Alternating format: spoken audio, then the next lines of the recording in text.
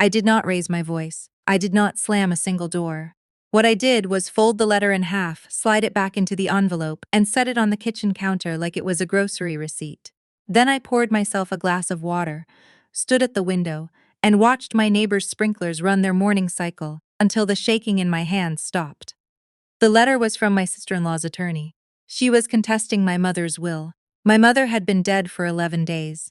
I need to back up, because none of this makes sense without context, and the context itself took me years to understand fully. My mother's name was June. She was a retired school librarian from Columbus, Ohio, who made her own jam every August, kept a paper calendar on the refrigerator, and read 2 books a week until the week she couldn't anymore. She was not a wealthy woman in the way people mean when they say wealthy. But she had a house paid off on a quiet street in Westerville. She had a modest retirement account and a small life insurance policy.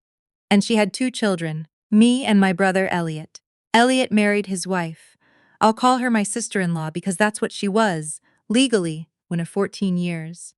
When I was 26, she came from a family that talked a lot about money without ever quite having enough of it, which made them feel, in my experience, perpetually owed. Lorraine herself was not unkind in the early years. She was sharp, funny sometimes, the kind of woman who always knew the right wine to bring to a dinner party. But she had a way of cataloging things. Who had more? Who got more? Who was seen as more? I was a physical therapist. Elliot was in commercial real estate, which sounded impressive, and sometimes was. Lorraine did not work outside the home, which she would tell you was a full-time job in itself. And she was not wrong. They had 3 kids in 4 years. But she also never let any of us forget the sacrifices that arrangement required. My mother loved Elliot's kids with everything she had. She drove to their school plays. She kept a drawer of art supplies in her house specifically for them. She remembered every small preference. This one liked blueberry, that one hated the green sprinkles, the youngest needed the nightlight left on. She also loved me. That was apparently the problem. The first time I noticed something shifting was at Thanksgiving, 3 years before my mother got sick. Lorraine made a comment at the table, one of those comments that comes wrapped in a smile, about how I always seem to end up at Mom's on the important holidays. I had driven 4 hours to be there. Lorraine and Elliot lived 22 minutes away and showed up for holidays and only holidays, which I had never once mentioned to anyone. I let it go. I was good at letting things go. The next summer, my mother fell and fractured her wrist. Nothing catastrophic, but enough to need help for a few weeks. I took time off work and stayed with her for 10 days. I took her to follow-up appointments, reorganized her bathroom so she could manage better, stocked her freezer. Lorraine told Elliot I was positioning myself. I know this because Elliot, who was not a bad person but was a weak one in the specific way that some men are weak inside their marriages, repeated it to me on the phone one night after one too many beers. He said it almost apologetically, like he was giving me a warning. I asked him if he believed it. He was quiet for a long moment. I don't know what to believe, he said. She's pretty convinced. I hung up. I cried in my car for 20 minutes. Then I drove to my mother's house and sat with her on the porch and didn't say a word about any of it. My mother knew something was wrong, she asked. I told her it was work stress. She looked at me with the particular expression she had, the one where her eyes went very still, and said, "You don't have to protect me, you know." I said I knew. I lied. My mother was diagnosed with early-stage Alzheimer's 18 months before she died. The progression was slower than the doctors initially expected, then faster, then it plateaued in a way that gave us 6 weeks of relative clarity before it's accelerated again. Those 6 weeks were in the fall 2 years ago. I drove up every weekend. We watched old movies. She told me things she'd never told me, about her own mother, about a job she'd had before she met my father, about a trip to New Mexico she'd taken in her 20s, that she'd never mentioned to anyone. She also told me, during that time, that she'd updated her will. She'd done it quietly with her own attorney, a woman named Sandra Kowalski, who had an office above a dry cleaner on North State Street and had been doing estate planning in Columbus for 30 years. My mother said she'd thought carefully about what was fair and what was right, and that they were not always the same thing. She left the house to me. She left her retirement account to be split equally between me and Elliot. She left a specific cash gift for each of her grandchildren, held in trust until they turned 25. She told Elliot directly while she still could. I was not in the room for that conversation, but she told me afterward that he had cried and said he understood.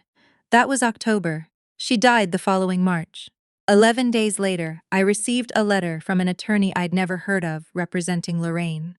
The argument, as I came to understand it from the letter and from the subsequent phone call I made to Sandra Kowalski in a state of controlled panic, was that my mother had lacked the mental capacity to execute a valid will, that she had been unduly influenced, that I had isolated her from her son and grandchildren and manipulated a vulnerable elderly woman for financial gain.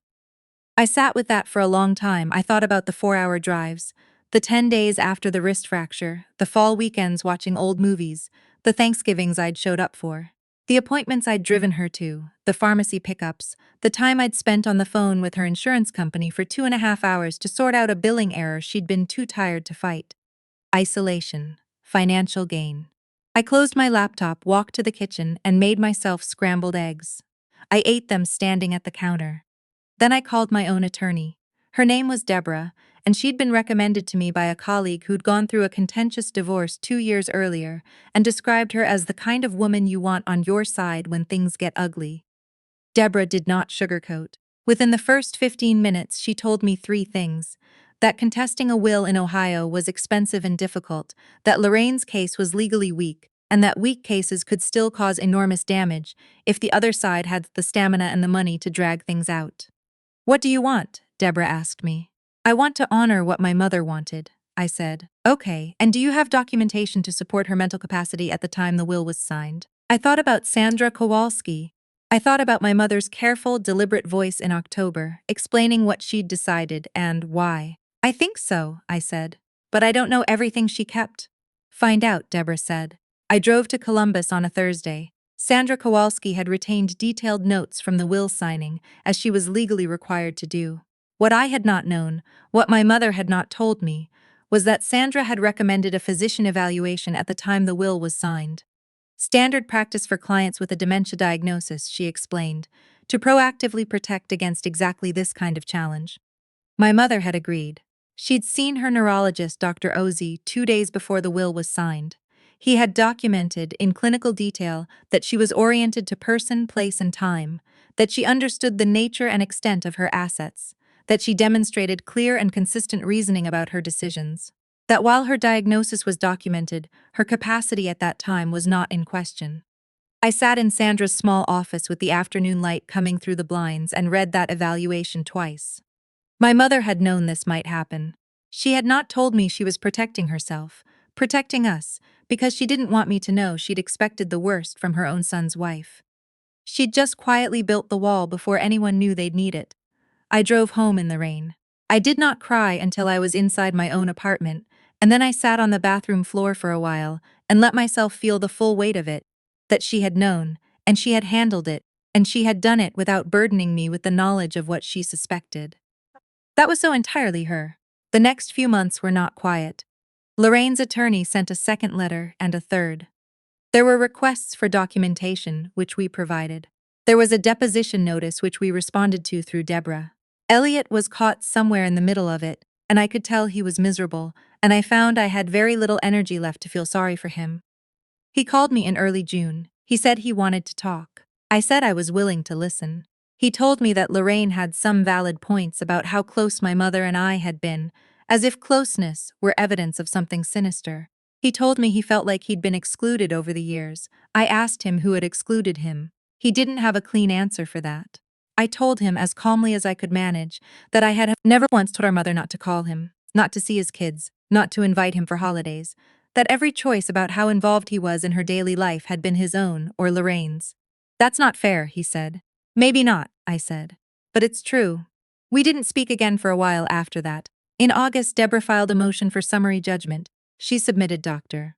Ossie's evaluation, Sandra's procedural notes, and a timeline she had put together that documented, in stark and slightly devastating detail, the pattern of who had been present in my mother's life in her final 2 years. The appointments, the visits, the calls logged in my mother's own phone, which I had kept and which showed, without commentary, who called and when and for how long. Elliot had called his mother 14 times in the last 12 months of her life. I had called her or visited, according to the same record, 107 times. I had not tracked this to use against him. I hadn't tracked it at all. It was simply the record of a life, her life, what remained of and who had shown up for it. The motion was granted in October. The will stood. I wish I could tell you it felt triumphant. It didn't exactly. What it felt like was the morning after a long fever breaks, that hollow, exhausted relief where you're grateful to be through it, but you're also aware of how much the illness cost you. Elliot called me the day after the ruling. He did not apologize for the lawsuit. He apologized for how things had gotten. I told him I appreciated that. It was not entirely true, but it was what I had. Lorraine did not call. The house in Westerville closed in December. I had decided to sell it. I couldn't afford to keep it on my salary without renting it out, and I couldn't bring myself to be a landlord in my mother's house. The proceeds, per the will, came to me. I put most of it into an index fund and kept a portion in savings. I also, because I had thought about this for months and decided it was what I wanted to do, sent each of my 3 nieces and nephews a handwritten letter.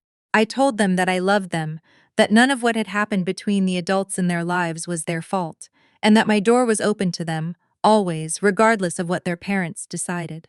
2 of them wrote back. The youngest one drew me a picture of a dog, which I have on my refrigerator. My mother would have liked that. There is something I've thought about a lot since all of this ended, or settled, or whatever word is right, for something that leaves a mark even when it's over. People talk about inheritance disputes like they're about money.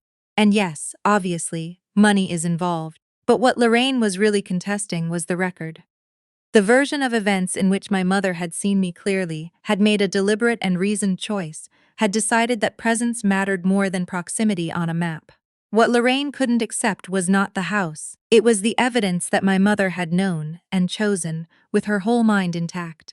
I think she'd hoped the diagnosis would provide cover. That she had Alzheimer's could be made to mean nothing she did in those years counts. But my mother had been careful. She had been so careful, she'd left behind not just a will but a record, clinical, documented, witnessed, of exactly who she was and what she'd decided and why. I didn't win because I was clever, I won because my mother was. I still drive up to Columbus sometimes, not for any particular reason. I'll stop at the coffee place on High Street she liked, order a large dark roast the way she always did, and sit by the window for a while. The street looks the same. The dry cleaner is still there, below Sandra Kowalski's office. I don't feel angry anymore, or not often. Anger takes a kind of energy I've decided to spend elsewhere. What I feel most days is something closer to clarity, about what matters, about who shows up, about the particular quiet strength of a woman who looked at what was coming for her and built her own protection piece by piece, without ever once asking to be admired for it. She just did it. She always just did it. I am trying to learn from that.